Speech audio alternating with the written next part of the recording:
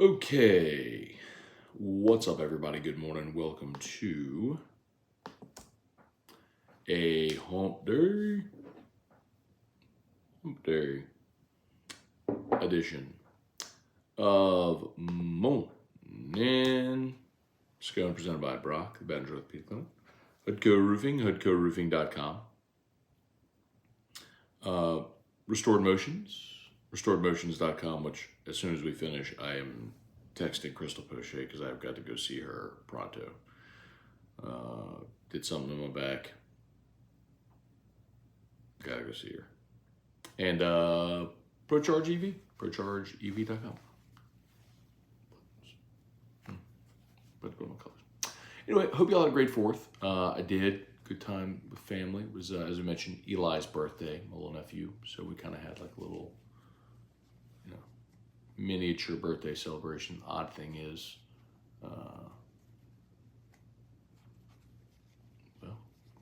having trouble with this button. The older you get on in life, the less the kids want to spend time with the adults, obviously. So Eli had a friend come over and then left to go to his friend's house. We're having this kind of like mini party for Eli's birthday, and then Eli left. Anyway, okay. So hope everybody had a great 4th, safe 4th, all that stuff.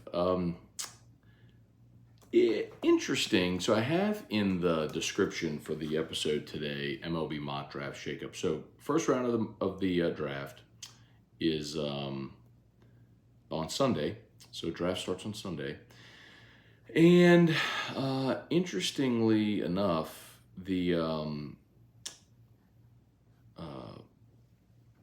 there's a new mock draft out from Perfect Game,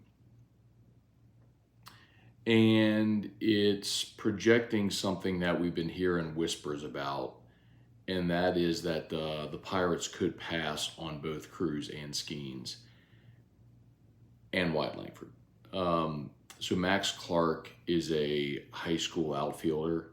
He's the top high school prospect in this draft, and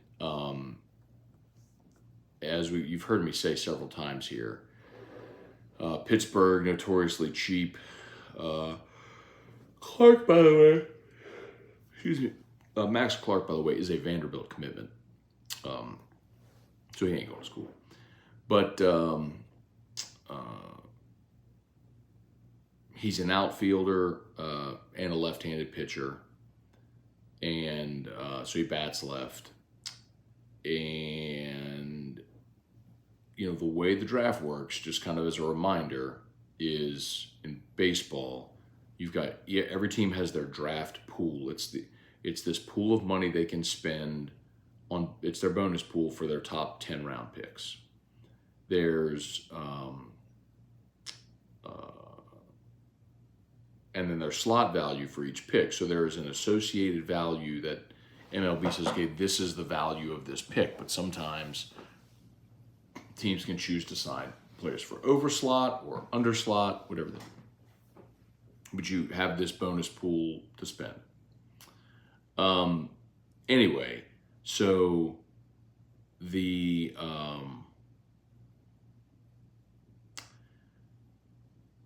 thought has kind of been that Pittsburgh doesn't want to spend nearly $10 million. I think the slot value for the first pick is 9.8. So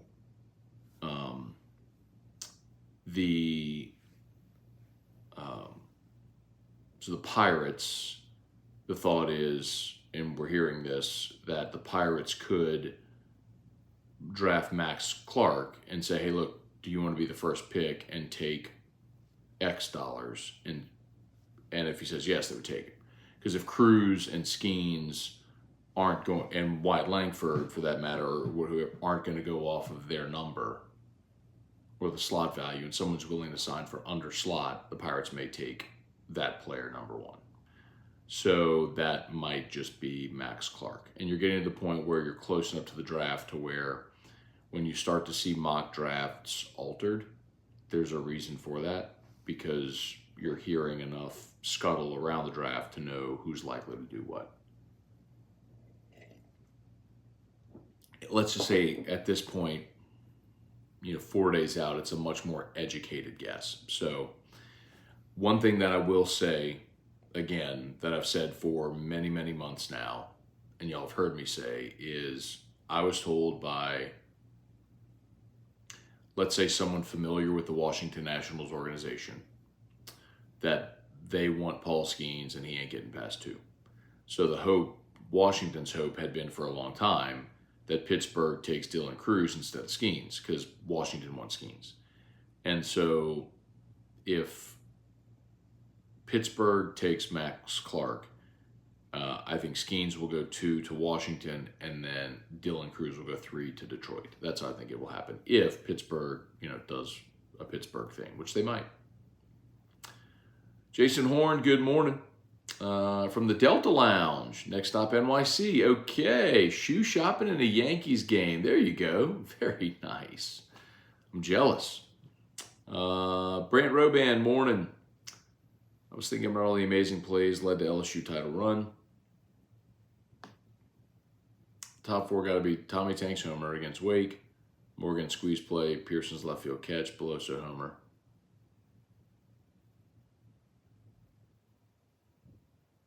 Against UF game 1.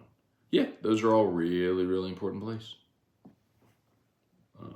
Tommy White's homer in the 8th, game 1 against Florida.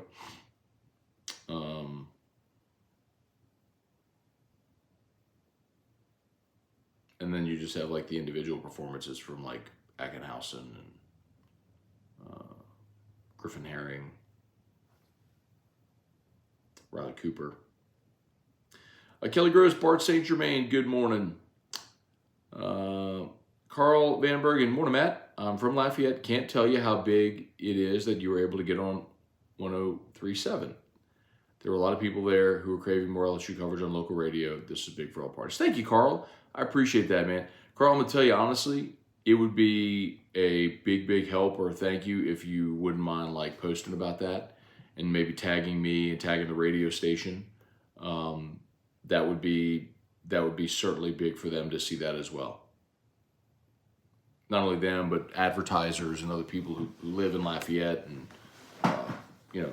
just to continue helping us grow it. I mean, every day new people are going to find us there, so we're very grateful for it. Brant Robin, any word on Chase Burns, where he's going? Nope. When does he have to declare? Whenever school starts. Again, my feeling, and I've kind of told you all this too, it's, remember, a lot of guys in the portal may wait until after the draft when you have a better sense of who is going to have roster spots available, right? I mean, you'll have a much better sense of who's going where, when, after the draft, right? For example, I mean, we had Riley Cooper on last week on AFR, actually on Monday, not last week. The week's split up now. We had Riley Cooper on AFR on Monday, and he said his goal, he wants to get drafted and start his pro career. So if he gets drafted, he's going to sign. Well, that's one less left-handed pitcher LSU will have. Kobe Walker, when is SC Media Days? We start Monday the 17th, so a week from Monday. We're less than 2 weeks out. Sir Cajun Carter, good morning. Jeremy Vince, Brian Wynn, Bubba Tatum, Larry Garner, Wendell Norman, good morning, y'all. Good morning. Let's see. Mike, I saw a most likely to guess your team. I saw a most likely to guess your team. I said most likely to make their former coach cry on national TV because of upsetting him in overtime.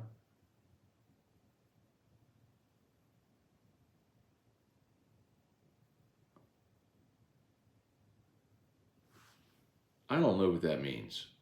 Jesse Brown, good morning. Jason Tarver driving to Tampa to deliver a Sprinter van to a customer. Left last night during the fireworks. Okay, be safe out there, man.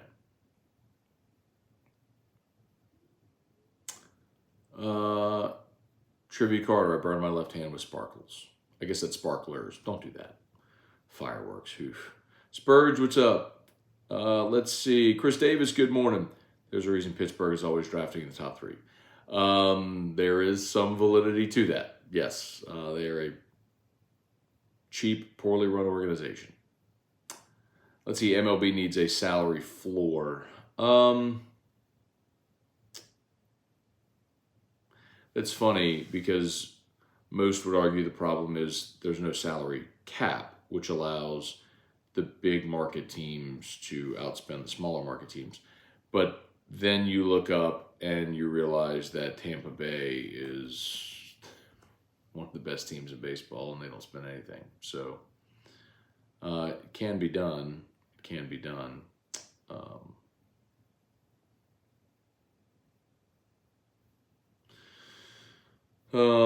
Let's see.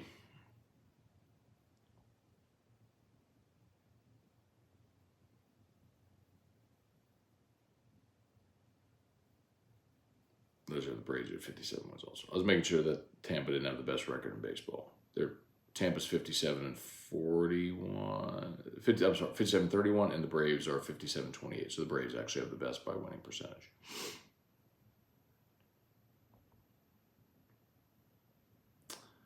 Armstrong grappling Langford going 1-1 has gone from plus 2,000 plus 800 on DraftKings. So that's Armstrong. That's an indicator of what we're talking about, right? Like that the Pirates are shopping around saying who's willing to take less is basically what's happening. Hey, Dad, good morning. Reed Rule, good morning. Leave it to the Pirates on skipping generational talents to save a few bucks.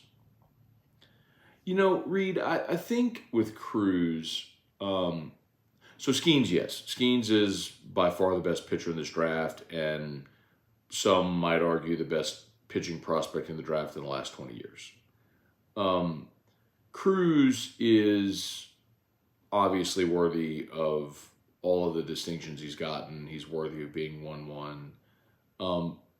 But in a different year, I could say so is Wyatt Langford and so is Max Clark. And the consensus among scouts is kind of that there's a handful of guys in this year's class that would all, in any given year, be worthy of being a 1-1 guy.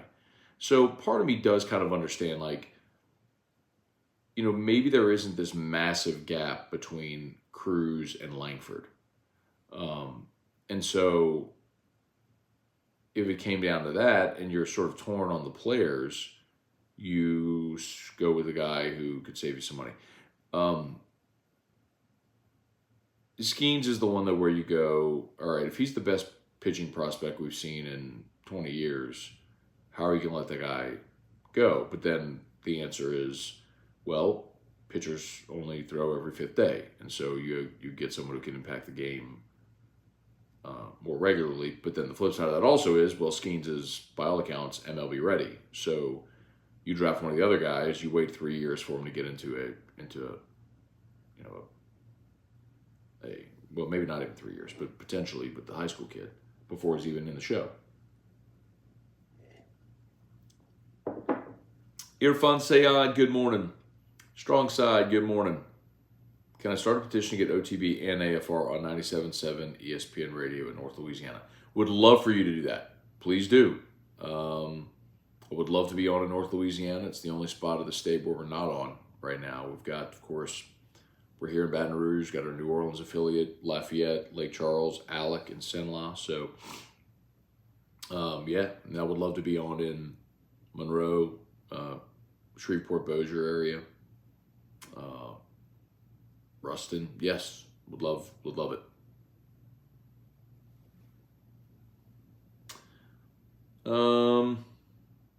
AJ, good morning. Any thoughts on the New York NIL law? I haven't seen the latest.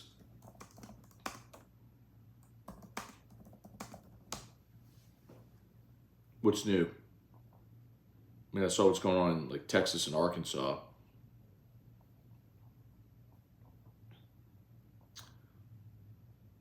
Tim Witten, good morning. Damon Gilmore, Brian Wynn. Looking forward to the SC Network on Friday for LSU Day. Replays of both national championship games and the Bama game back to back. Okay. Yeah, it's takeover time, isn't it? That's how they kind of fill the week before SEC Media Days. They do takeover day for all the schools. Rede Yule, good morning.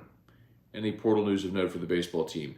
Yeah, not yet. Again, like, you're percolating around the draft right now, so you're probably going to wait and see what happens with a lot of these guys with respect to the draft.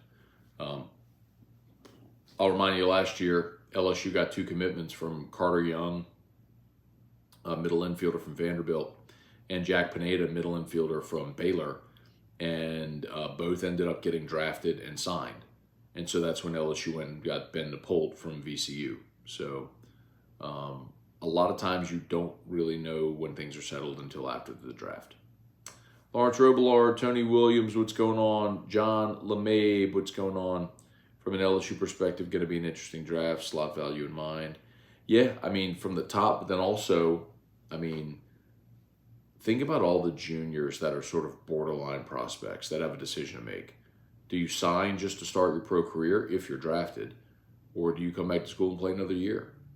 I mean, think of all the players that we're talking about here. Mentioned Cooper, Ackenhausen, Joe Bear, Milazzo, Travinsky. You've got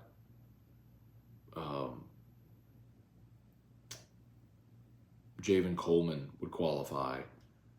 I mean, you've got so many players. I think Grant Taylor is the most interesting, although he's a sophomore. But you have so many guys that you're waiting to see what's going to happen with them with this draft. That's really going to determine how you continue to build your roster. All right, smash that like button, please, if you would. Nicole Haver, Jamie Leday, Darren Gagnon, good morning. Any estimate on what round Ty Floyd might go in? Yeah, man, he's being mocked now late round 1. He was a round 2 guy, and now we're basically seeing his name pop up late round 1. I think I saw him as high as 28 last week. Keith Law had him 28 to Houston. So we'll see. If he pops in round 1 or early round 2.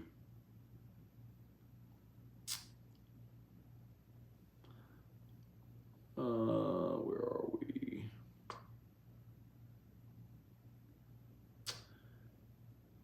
Let's see.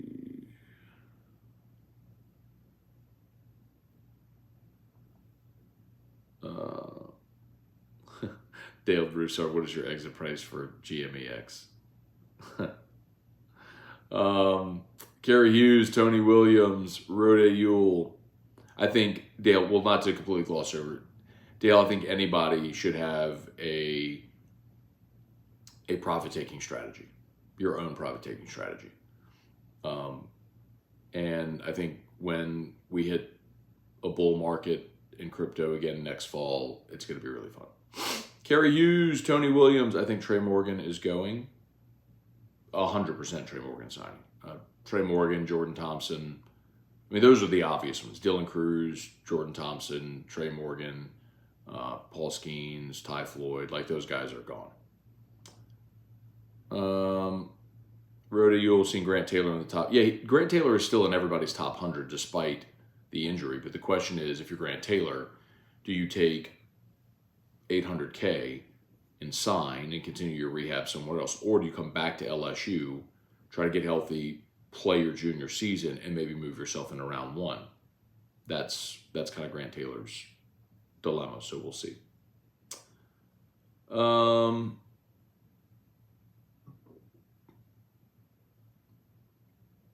Tim Witten, can't see someone passing on a prospect like Skeens. These guys don't come along often.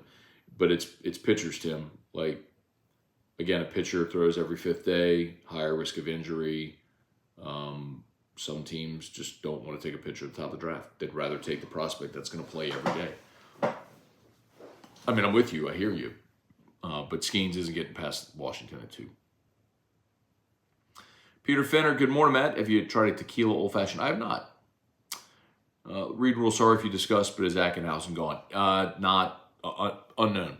Yeah, he'll have a decision to make, very likely. Junior lefty, does he go start his pro career, or does he come back? We'll have to wait and see, where he goes. Cliff Nelson, good morning. Jeremy Vince, good morning. I hope he does go to Houston. Floyd, yeah. Where are y'all planning to be in Orlando? Do you know the team hotel? We have not made plans yet for that, and that actually begins today. Planning for Orlando begins today. I got a meeting at 11:30 where we're going to begin that planning. Spurs can't fault Brian Kelly for not buying into all the hype for a national championship this year. He's a show it, not say it guy. The question, I know what you mean, Spurs, but that's not exactly the way the question was framed. It wasn't, there's a lot of hype around this. Can you win a title in year 2? The question was, when can you realistically expect to be competing for a title?